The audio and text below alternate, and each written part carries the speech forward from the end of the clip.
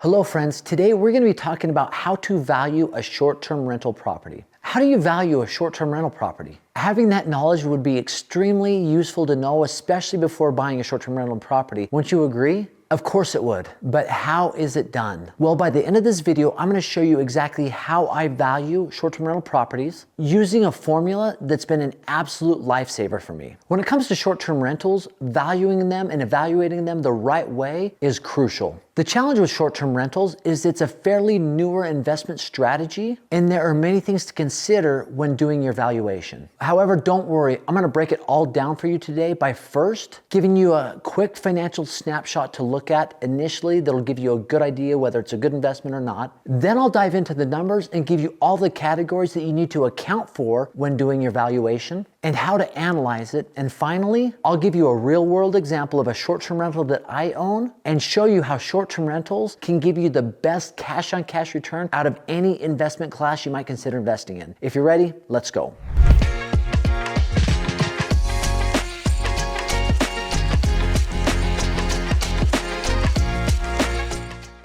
So let's talk about short-term rentals. As far as a quick snapshot, analyzing them right from the get-go, whether it's something you even want to do further research in, this is the analysis that I've always done that gives me that snapshot. First and foremost, number one, we want to look at purchase price and annual revenue. Those are the only two figures we need to look at for this evaluation. Number one, if annual revenue is at least 10% of the purchase price, that is an okay deal, right? So meaning, if you find a property that costs $500,000 and annual rents add up to $50,000, that would be one that I would consider doing additional research if it is even worth it to do the additional research. Because with a property like that, there's some things that you can do, maybe get it at a lower price, maybe you can increase occupancy, maybe you can increase nightly rates, or maybe you could do a better job of just filling it up, right? But all those things should be considered when you find something that's even a starting point of 10%. Now, obviously, the next step is if annual rents are 15% of purchase price, that is a good deal. And that's one that I would seriously consider doing all the research on to see if you can make it work. Now, if it's a $500,000 property, you'd need annual rents to be at least 75% of that. And then obviously, there's some things you can do to improve that. Now, if I find one that fits this scenario, I'm usually all over it. If annual rents are at least 20% of the purchase price, that's a great deal.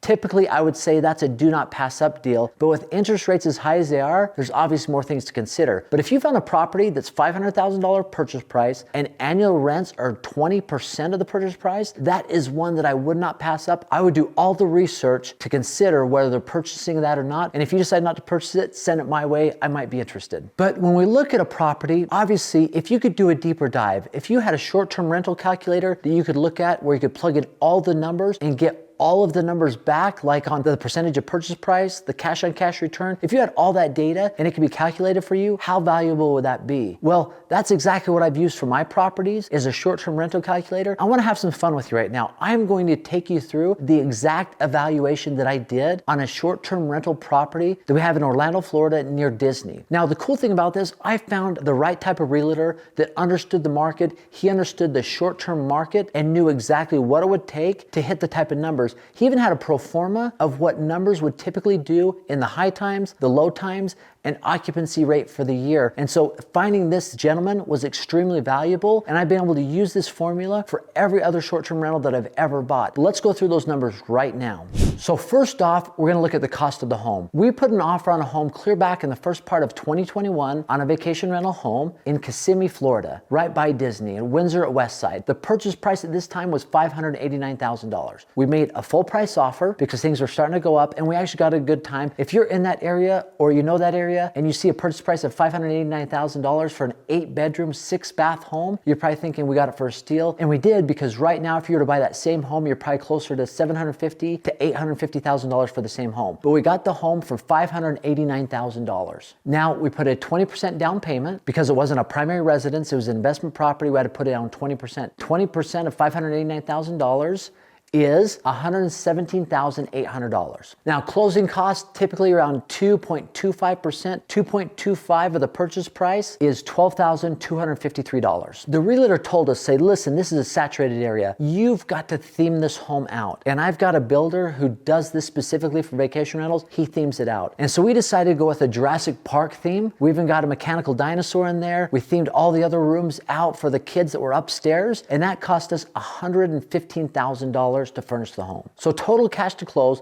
is $246,053. Now, for a lot of you might say, man, I cannot afford that. But if you can, or if you have partners that can go in with you on this, this is something you want to consider, and you'll see why at the end. But $246,000 to close, and let's go through the rest of the analysis. So the loan was going to be for $471,200. And at that time, interest rates were hovering right around 3.5% to 4%. We got our interest rate locked in at 3.75. So that made our monthly payment $2,200. And that was on a 30-year loan. So $2,200, obviously you have some additional expenses with that. You've got your insurance every single month, which is $250. You've got your taxes, which is $250. And because this is in a gated community, you have an $80 homeowner association. So total payment for this property, for this mortgage, is $2,780. Now, let's talk about some of the revenue that this home would generate. So there's gonna be high times, there's gonna be low times. But overall, the average nightly rate is $525. And with an occupancy rate of 81%, it stays fairly occupied. I know that's high, but we've been doing it for 3 years now, and it definitely has maintained that. And that's kind of what the realtor came to us, said, listen, between 75 to 85%, we know we can get there. So we put 81%. So you're looking at annual revenue, if it's occupied at 81% and an average nightly rate of $525 for an 8-bedroom,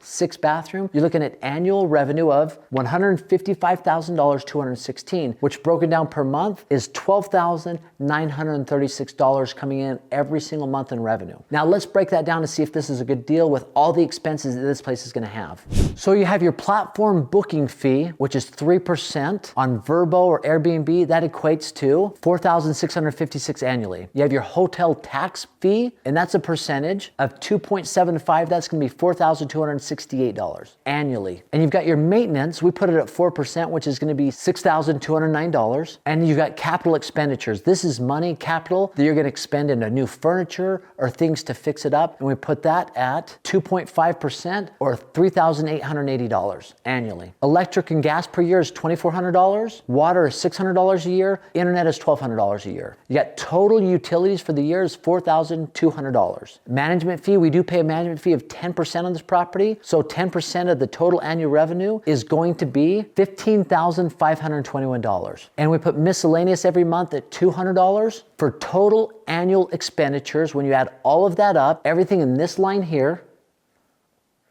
and that's going to be times 12 in the calculation. The short-term rental calculator, vacation rental calculator does that for you. But total annual expenses are $74,496. There's a lot of turnover in this property, so you've got to clean it. And the cost to clean it that we pay the cleaners is $175 every time they clean it. And if we do an average turnover of 6 times per month, some people will stay there 10 days, some people stay there 4 days, but we try to err on the side of caution, and we did 6 turnovers a month. So 175 times 6 times 12, our annual cleaning is going to be $12,600.